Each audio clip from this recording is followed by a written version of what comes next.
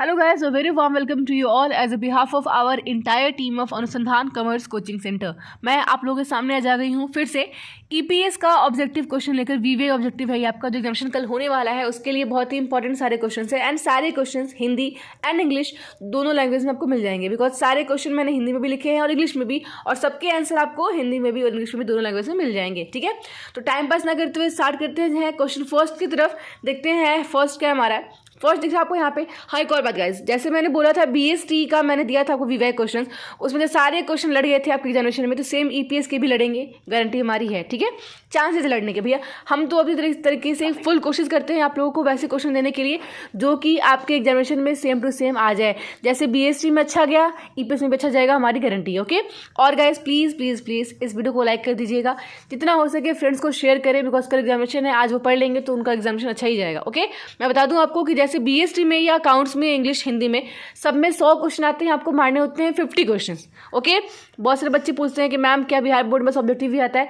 Subjective भी आते हैं बच्चे, ऑब्जेक्टिव सिर्फ नहीं आता है। ओके, और बट हाँ ईपीएस का बात अलग है, उसमें आपके क्वेश्चन आते हैं 70, आपको मारने होते हैं 35। याद कीजिएगा, 50 क्वेश्चन मार के नहीं लानी है, 70 क्वेश्चन रहेंगे, आपको मारने हैं 35 क्वेश्चन। ठीक है, तो आज क्वेश्चन स्टार्ट करते हैं। फर्स्ट क्या देखते हैं यहाँ पे, which of the following factors affecting identification of business opportunities, यानी हिंदी या निम्नलिखित में से कौन सा कारक व्यवसायिक अवसरों की पहचान को प्रभावित करता है? तो ऑप्शन नंबर ए होगा वॉल्यूम ऑफ इंटरनल डिमांड, यानी आंतरिक मांग की मात्रा। सेकंड क्या देखते हैं ध्यान से कि निम्नलिखित में से कौन सा अवसरों को महसूस करने का तत्व है? तो इसमें इनमें से सभी, यानी सेंसिंग ऑफ अपॉर्चुनिटी के एलिमेंट्स कौन कौन से हैं? तो ये चारों हैं। थर्ड आपका क्वेश्चन है कि इकोनॉमिक पॉलिसीज डिटरमाइन द, यानी आर्थिक नीति क्या देखता है भैया कि व्यापार की दशा और मात्रा। ऑप्शन नंबर सी आपका होगा राइट आंसर 3 का। फोर्थ देखते हैं सब्सिडरीज क्या होगा? रिपेमेंट होगा, आपको पता है। ओके, अगला आपका है कि 5 क्वेश्चन नंबर कि सीखने की प्रक्रिया में शामिल है, तो क्या शामिल है? D question number, drive, Q and response, drive, Q and प्रतिक्रिया। अगला छठा क्वेश्चन देखते हैं आपका कि मांग पूर्वानुमान निम्नलिखित में से क्या है? तो आपका ऑप्शन बी होगा विपणन मांग है। ठीक है, अगला है निम्नलिखित में से कौन सा कारक बाजार मूल्यांकनकर्ताओं को प्रभावित करता है? तो आपका ऑप्शन होगा ए सूक्ष्म पर्यावरण, यानी माइक्रो इन्वायरमेंट है, वो आपको अफेक्ट करता है मार्केट असेसमेंट में। ठीक है, आज क्या देखते हैं यहाँ पे कि बाजार मांगों को कहते हैं, तो क्या बोलते हैं भैया? डिमांड फोरकास्टिंग बोलते हैं। ओके, ए होगा 8 का राइट आंसर। अगला आपका ध्यान देखते हैं कि उत्पाद या सेवा का चयन करते समय जिन कारकों पर विचार किया जाना चाहिए वे क्या है? इनमें से सभी होंगे। 9 का होगा option number D right answer. देखिए मैं पढ़ रही हूँ किसी एक लैंग्वेज में, लेकिन आपका सारा क्वेश्चन आपको स्क्रीन पे हिंदी और इंग्लिश दोनों में लिखा हुआ होगा, स्क्रीनशॉट निकालेंगे, पढ़ते चलेंगे। ठीक है, अगला है out of the following which is essential to study the feasibility study, cost, govern and price. ये तीनों चाहिए होते हैं, लागत, सरकार और मूल्य, इनमें से सभी। 11 देखते हैं क्या है, एक सफल उद्यमी में निम्नलिखित गुण होने चाहिए, इनमें से सभी होने चाहिए। ठीक है, 12 क्या बेटा, गठन में आसान है, क्या आसान होता है? एकमात्र व्यापार, यानी सोल ट्रेडिंग। ओके, अगला ध्यान दीजिए यहाँ पे तो हिंदी में लिखा है एकमात्र व्यापार, शुद्ध हिंदी होता है एकाकी व्यापार। ओके, एकाकी व्यापार आपके एग्जाम में पूछेगा, हम किसको टिक करके लाएंगे? एकाकी व्यापार को। 13 क्या देखते हैं ध्यान से कि सभी प्रबंधकीय गतिविधियों की योजना है, शुरुआत और अंत दोनों, ऑप्शन में सी होगा आपका राइट आंसर। 14 क्या है, जॉर्ज टेरी के अनुसार नियोजन कितने प्रकार के होते हैं? 4 प्रकार के, आपको ये बीएससी में क्वेश्चन आया था। ओके, अगला है व्यवसाय नियोजन का मुख्य महत्व क्या है? उपयुक्त सभी, 15 का होगा डी आंसर आपका। 16 है कि योजना किसके लिए होती है? भविष्य के लिए होती है, planning is for future.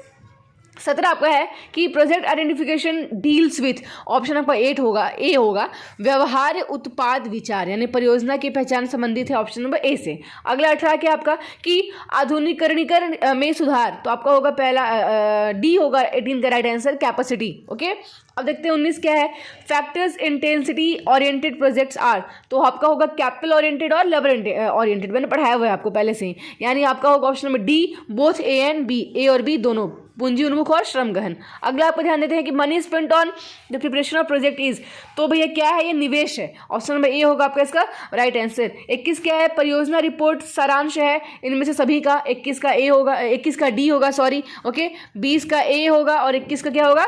D होगा। 22 चलते हैं, 22 क्या ध्यान देते हैं कि project is prepared by all the basis, यानी तीनों, ये होगा आपका प्रमोटर से भी, मैनेजर से भी और एंटरप्रेन्योरशिप से भी, तो आपका होगा option number D right answer. 23 क्या है, project appraisal is and profitability analysis, यानी लाभप्रदता विश्लेषण है ये। ठीक है, 23 का बी होगा। 24 के आपका कि लॉन्ग टर्म, देखिए ध्यान, सारे क्वेश्चन आपके एग्जामिनेशन में आने वाले हैं, जैसे बीएससी में लड़े हैं सेम इसमें भी लड़ेंगे, तो बस दिल से पढ़ जाइए सारे क्वेश्चन को, ठीक है, प्लीज़ पढ़ लीजिए, सबको याद करके जाइएगा। अगला है लंबी अवधि के ऋण को के ऋण धारण कहते हैं, तो क्या बोलते हैं, ब्याज की निश्चित दर, फिक्स रेट ऑफ इंटरेस्ट। अगला है कि 25 आपका कार्यशील पूंजी प्रकृति में किस प्रकार की होती है, तो स्थिर होती है, अस्थिर होती है, सॉरी 25 का बी होगा, ये ध्यान रखना है, अनस्टेबल होती है, अस्थिर, कार्यशील है, ठीक है। अगर यहाँ पे फिक्स्ड पूछ देगा तो क्या मारेंगे, स्थिर, लेकिन वर्किंग पूछा तो क्या मार के लेंगे हम, अनस्टेबल, ओके। 25 का होगा आपका ऑप्शन नंबर बी। अगला है कि कार्यशील पूंजी का स्रोत है, सभी हैं, ठीक है। अगला है 27 question number, for a joint stock company payment of dividend is voluntary, स्वैच्छिक है ये, ठीक है। अगले आपका है कि यानी आप कर भी सकते हो नहीं भी कर सकते हो। 28 क्या है, ध्यान से पढ़ते हैं, ओके। 28 क्वेश्चन बोलता है आपके कि संयंत्र और मशीनरी पर मूल्यह्रास है, क्या है, निधि के स्रोत हैं, सोर्सेज ऑफ फंड है, ओके। अगला आपका है संयंत्र और हो गया ये। अगला है कि डिवेंचर जारी करके सद्भावना की खरीद है, तो क्या है, निधि का कोई प्रवाह नहीं है, यानी नो फ्लो ऑफ फंड होगा आपका, परचेज ऑफ गुडविल, ओके। अगला 30 क्या है कि आइडल करेंट रेशियो इज 2:1, ये जरूर आएगा, ध्यान लिख के ले लीजिए, इसको याद कर लीजिएगा। क्वेश्चन नंबर 30 का होगा ऑप्शन नंबर आपका ए। 31 क्या बोलता है, निम्न में से कौन बैंक इवन विश्लेषण की गणना की विधि है, तो आपका होगा option number C, both A and B, okay. गणितीय भी होगा और ग्राफिकल भी होगा। 32 क्या है, ध्यान से देखते हैं यहाँ पे, निम्नलिखित में से कौन सा बैंक इवन विश्लेषण की सीमा नहीं है, तो ध्यान दीजिएगा ये सारी सीमाएं हैं ए को छोड़कर, तो आपका ऑप्शन होगा ए, राइट आंसर, तकनीकी स्थिरता, ओके। अगला है निम्नलिखित में से कौन सा, अगला है कि रिस्क कैपिटल फाउंडेशन की स्थापना कब किया गया था, आपको पता है कि 1975 में, 1975 में। 33 का होगा ऑप्शन में बी होगा। अगला है, आपको सारे क्वेश्चन दिख रहे हैं, देख लेंगे आप लोग। अगला क्या 34 है कि risk capital foundation was established bye, तो IFCI के द्वारा इसकी स्थापना की गई थी। 34 का आपका होगा ऑप्शन में ए, राइट आंसर। अगला है कि वेंचर कैपिटल में शामिल है, उच्च जोखिम शामिल होते हैं इसमें, बहुत ज़्यादा हाई रिस्क होती है, ठीक है। 35 का ऑप्शन में ए होगा।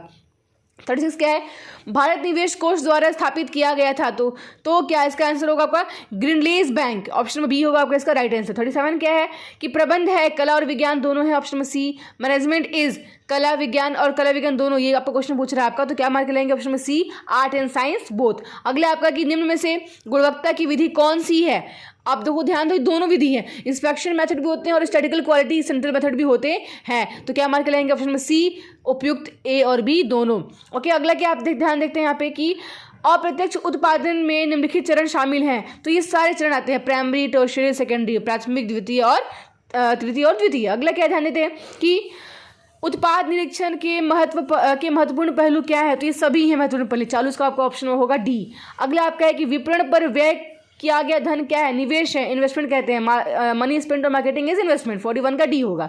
अगला 42 का नेट डिवेंचर आर, यानी नग्न ऋण पत्र क्या है, तो असुरक्षित है, अनसिक्योर्ड होता है, ये भी व्यय क्वेश्चन है, याद कर लीजिए ध्यान से इसको। अगला है डिविडेंड इज, लाभ अंश क्या है, तो लाभ का विनियोग है, यानी अप्रोप्रिएशन ऑफ प्रॉफिट है, ओके।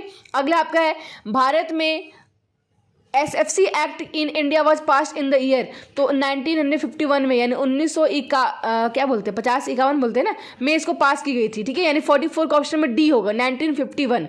अगला है लास्ट क्वेश्चन ये कि ड्यूटी ऑफ एंटरप्रेन्योर्स इज, तो ध्यान दीजिए ये क्वेश्चन हमेशा अलग अलग बुक्स में अलग आंसर दिए थे, बट राइट आंसर आपका आंसर होगा option number D, none of this, okay. कोई दिक्कत, तो ये थे आपके आज टॉप 45 क्वेश्चंस। आपके एग्जाम में आपको 35 ही क्लिक करने हैं, बट मेरे को 45 इंपॉर्टेंट लगे तो मैंने आपको 45 इंपॉर्टेंट दिया, ओके। होप सो का आपको एग्जाम जैसे बीस से अच्छा गया है वैसे EPS में अच्छा जाएगा। ऑल द बेस्ट तब तक के लिए, और हमारे चैनल पर बने रहें and like share and comment जरूर करें, ओके। Thank you.